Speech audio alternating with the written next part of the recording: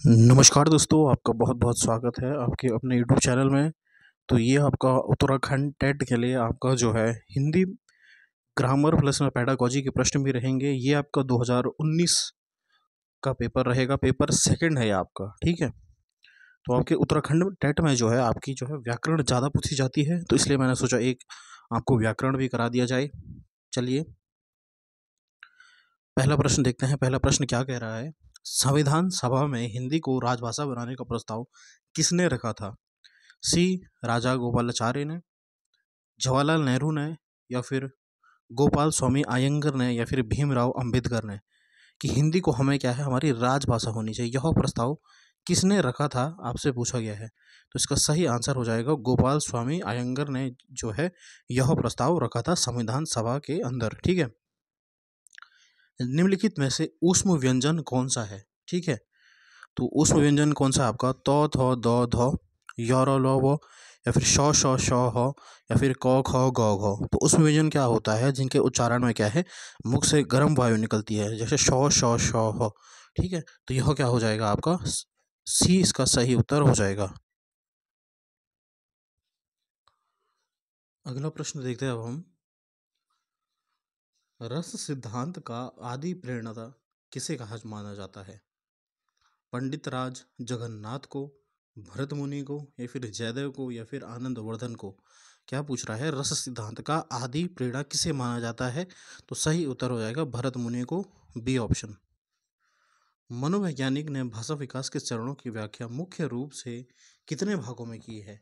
भाषा विकास के कितने चरण होते हैं ये आपसे पूछ रहा है, ठीक है। कि जो है भाषा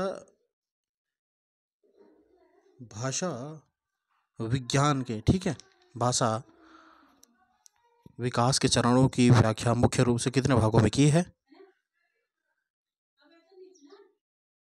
तो ये क्या पूछ रहा है, मनोविज्ञान के बारे में भाषा विकास के कितने चरण होते हैं। तो उन्होंने क्या है 2 चरण बताए हैं आपका, ठीक है। भाषा विकास के कितने चरण होते हैं? 2 चरण होते हैं। भाषा अधिगम और भाषा क्या होता है आपका अर्जन करना, ठीक है। अगला देखते हैं अब हम। अगला प्रश्न क्या कह रहा है आपका, भारतीय समाज की बहुभाषिक विशेषता को डैश देखा जाना चाहिए, ठीक है। यानी बहुभाषिकता, भारत में क्या है बहुभाषिक देश है, तो यह किस प्रकार से देखना चाहिए आपको? विद्यालयी जीवन को समृद्ध बनाने के संसाधन के रूप में, यानी विद्यालय जो है जीवन के लिए एक समृद्ध बनाने के संसाधन के रूप में, ठीक है, सही लग रहा है आपका। अगला देखते हैं, विद्यार्थियों को सीखने के लिए अभिप्रेरित करने हेतु शिक्षक योग्यता की चुनौती के रूप में। बहुभाषिकता को चुनौती के रूप में नहीं देखना है हमें, ठीक है, यह एक संसाधन का रूप है, ठीक है। शिक्षार्थियों के लिए विद्यालय जीवन को एक जटिल अनुभव के रूप में बनाने के लिए कारक के रूप में, यानी यह क्या है जटिल अनुभव पैदा करता है बच्चों में, ये भी आपका गलत है, ठीक है। शिक्षण अधिगम प्रक्रिया में बाधा के रूप में नहीं, बाधा के रूप में नहीं। आपका बहुभाषिकता क्या होती है, जैसे अगर आपकी कक्षा में बहुत सारे बच्चे हैं, अलग अलग जो है परिवेश आए हैं, तो उनकी अलग अलग क्या हो जाएगी भाषा हो जाएगी, ठीक है।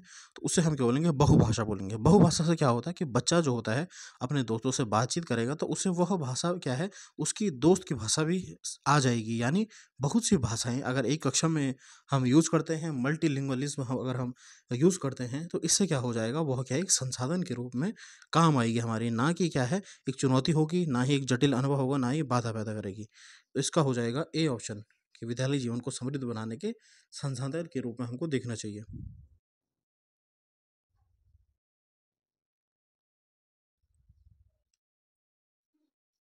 अगला प्रश्न है, मैडम चाय खाती है, ठीक है।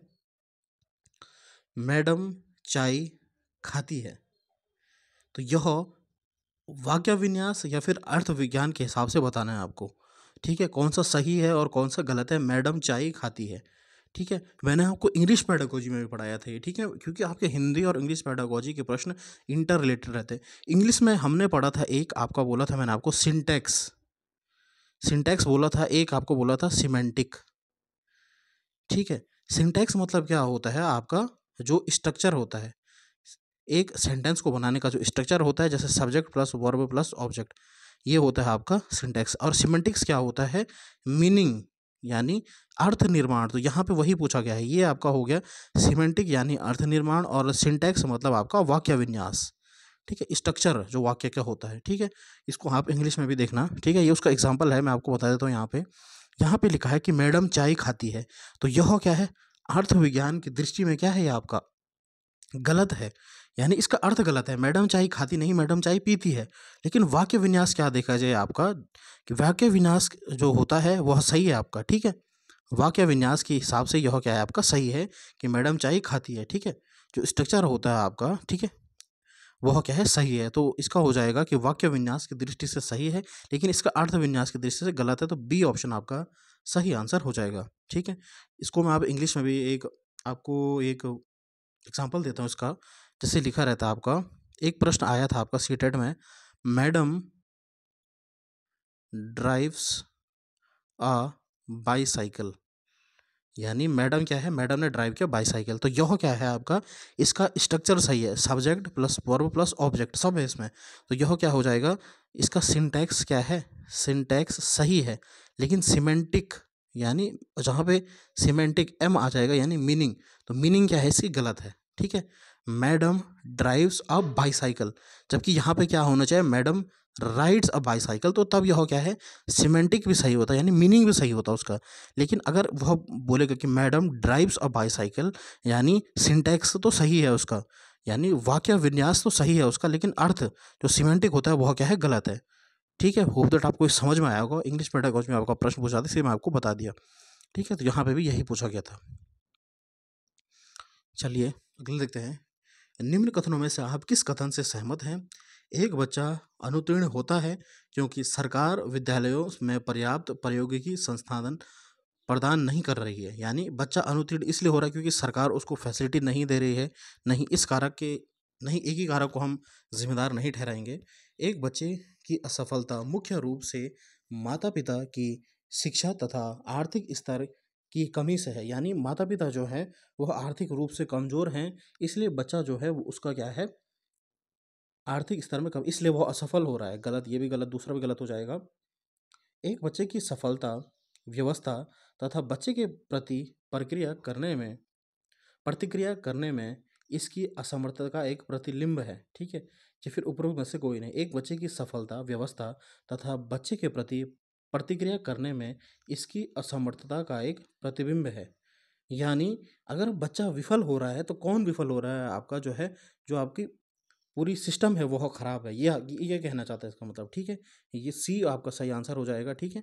कि बच्चा इसलिए असफल हो रहा है क्योंकि क्या है, आप उस पर ध्यान नहीं दे रहे हो, उसके शिक्षक की गलती है, उसके जो सिस्टम एजुकेशन सिस्टम है उसकी गलती मानी जाएगी यहाँ पे। तो सी ऑप्शन आपका सही आंसर हो जाएगा। चलिए अगला देखते हैं अब हम, भाषा अवबोधन से संबंधित विकार है भाषाघात, चलाघात, पठन वैकल्य या फिर वाक संबंधी रोग। भाषा अवबोधन, तो ये क्या हो जाएगा आपका, भाषाघात होता है ये, ठीक है। ए ऑप्शन हो जाएगा इसका सही आंसर। अगला देखते हैं अब हम, इनमें से कौन सी अधिगम अशक्तता वाले बच्चे की विशेषता है। अधिगम अशक्तता वाले बच्चे की विशेषता है 50 से नीचे की बुद्धि लब्धि, यानी उसका आईक्यू जो है वह 50 से कम है, तो उस बच्चे को हम आपका अधिगम अशक्तता यानी लर्निंग डिसेबिलिटी बोलेंगे, नहीं गलत हो जाएगा। धारा प्रवाह रूप से पढ़ने तथा शब्दों पर पलटकर जानने में कठिनाई होना, यानी बच्चा जो है एक धारा प्रवाह में नहीं पढ़ पा रहा है। अगर हमें कुछ चीज़ पढ़ने को दी है तो वह उसे नहीं पढ़ पा रहा है, और तथा उसको शब्दों को पलटने में भी कठिनाई हो रही है। इसको हम कह सकते हैं कि बच्चे को क्या है, पठन वैकल्य यानी डिसलेक्सिया जिसे हम बोलते हैं, ठीक है। ये हो सकता है इसका आंसर। अगला देखते हैं हम, अन्य बच्चों को धमकाना तथा आक्रामक कार्यों में लगे रहना, ठीक है। तो यह क्या है, एक अधिगम विकार नहीं है कि बच्चा जो है धमका रहा है या फिर बच्चा क्या है, शैतान है, तो ये अधिगम विकार नहीं है। एक ही प्रकार की गत्यात्मक क्रियाओं को बार बार दोहराना, यानी किसी कार्य को जो है बच्चा जो है बार बार दोहरा रहा है, तो यह क्या अधिगम विकार में नहीं आता है, ये आपका शारीरिक विकार में आता है, ठीक है। तो ये भी आपका गलत हो जाएगा। तो इसका सही आंसर क्या हो जाएगा, ये पढ़ने से रिलेटेड, अगर बच्चे को हमने कुछ पढ़ने के लिए दिया, वह नहीं पढ़ पा रहा है, तो यह क्या दिखा रहा है कि बच्चे को क्या है, अधिगम विकार है कुछ, ठीक है। अगला है, लक्षण ग्रंथकारों की परंपरा में अंतिम प्रसिद्ध कवि इनमें से कौन थे। बेनी प्रवीण, रसलीन, देव या फिर पद्माकर। तो इसका सही आंसर हो जाएगा बी, रसलीन। ठीक है, ये जिसने हिंदी पढ़ी होगी, जिनका हिंदी सब्जेक्ट रहा होगा, उसके लिए ये आसान रहेगा यहाँ पे। खड़ी बोली हिंदी को काव्य भाषा के रूप में प्रतिष्ठित करने का श्रेय किसे दिया जाता है? अयोध्या सिंह उपाध्याय हरिऔध को, महावीर प्रसाद द्विवेदी को, श्रीधर पाठक को, या फिर मैथिली शरण गुप्त को? खड़ी बोली, तो यह कौन हो जाएगा इसका? इसका हो जाएगा महावीर प्रसाद द्विवेदी, यानी बी ऑप्शन इसका सही आंसर हो जाएगा। अगला देखता अब हम, मदन मदनस लाका जो है पर्यायवाची किसका है? मदन सलाका किसका पर्यायवाची है? कौवा, चिड़िया, कबूतर या फिर कोयल? तो कोयल का पर्यायवाची है आपका। उत्पत्ति की दृष्टि से कौन शब्द का भेद नहीं है? तत्सम शब्द, तद्भव शब्द, देशज शब्द और त्वदित। तो त्वदित नहीं है। ठीक है, जब आपका उत्पत्ति की दृष्टि से बोल रहा है तो तत्सम, तद्भव, देशज, विदेशज, ये आपके चार होते हैं उत्पत्ति की दृष्टि से, त्वदित नहीं है आपका। ठीक है, निम्नलिखित में से कौन सा सामसिक पद कर्मधारय समास का उदाहरण नहीं है? यानी कर्मधारय समास का उदाहरण नहीं है। महावीर, महान है जो वीर। ठीक है, नीलगाई, नीलकमल या फिर पीताम्बर? तो इसका सही हो जाएगा, यहाँ पे हो जाएगा आपका कर्मधारय समास का उदाहरण नहीं है, तो वो पीताम्बर हो जाए। इसका डी ऑप्शन आपका सही आंसर हो जाएगा। अगला देखते हैं हम, क्रिया का फल जिस पर पड़ता है वह कारक कहलाता है। क्रिया का फल जिस पर पड़ता है, यानी कर्म कारक, करण कारक, कर्ता कारक या फिर अधिकरण कारक। तो जैसा हम पढ़ते हैं, आपका कर्ता ने कर्म को करण से, अधिकरण के लिए संप्रदाय से, ठीक इस प्रकार से। तो क्रिया का फल जिस पर पड़ता है उसे हम क्या कहते हैं? वह कारक क्या कहलाता है? वह कारक कहा जाता है कर्म कारक, ए ऑप्शन। तोड़ दो यह क्षितिज मैं भी देख लूं उस ओर क्या है, यह कथन किसका है?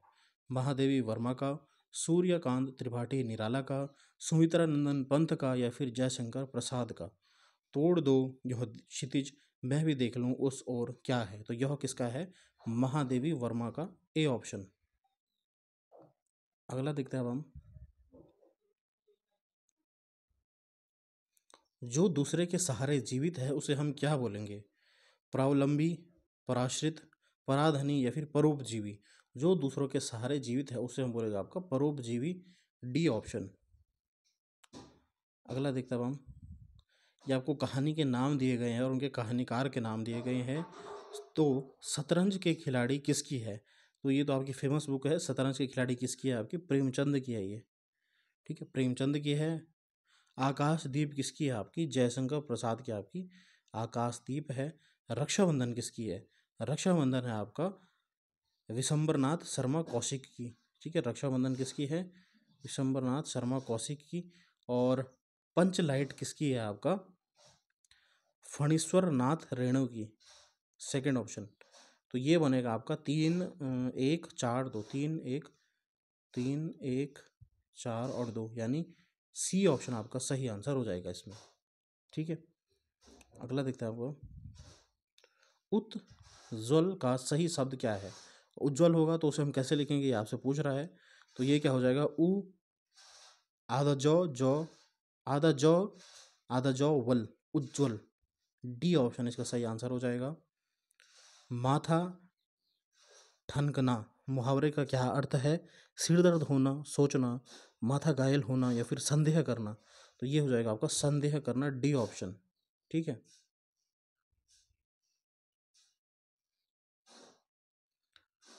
आदिकाल के लिए प्रसिद्ध सामंत काल नाम का प्रयोग निम्न में से किस विद्वान द्वारा किया गया है? राहुल सांकृत्यायन द्वारा, विश्वनाथ प्रसाद मिश्र द्वारा, ग्रहसन द्वारा या फिर मिश्र बंधु द्वारा? तो इसका सही आंसर हो जाएगा राहुल सांकृत्यायन द्वारा।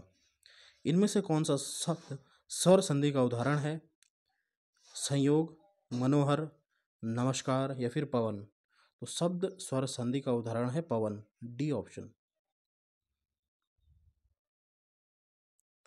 कौन सा उपसर्ग आचार शब्द से पूर्व लगने पर उसका अर्थ जुल्म हो जाता है? पहले बोल रहा है कौन सा उपसर्ग आचार शब्द से पूर्व लगने, दुराचार, अत्याचार, निराचार या फिर अनाचार, तो ये हो जाएगा आपका अति, अत्याचार, ठीक है। अति प्लस आचार, अत्याचार, ठीक है। विषरस भरा कनक घट जैसे उपरोक्त पंक्तियों में अलंकार कौन सा है आपका?